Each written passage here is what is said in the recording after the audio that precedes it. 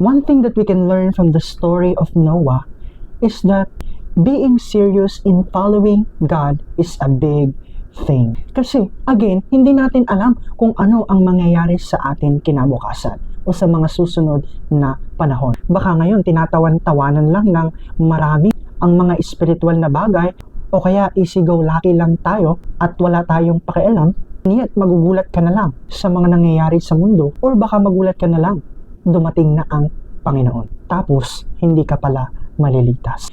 You know what?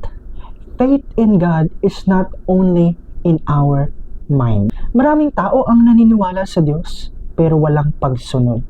Ang pagsunod sa Diyos ay ebidensya ng totoong pananampalataya. Diba? Gaya nga ng sinasabi natin pagdating sa pag-ibig, hindi ba?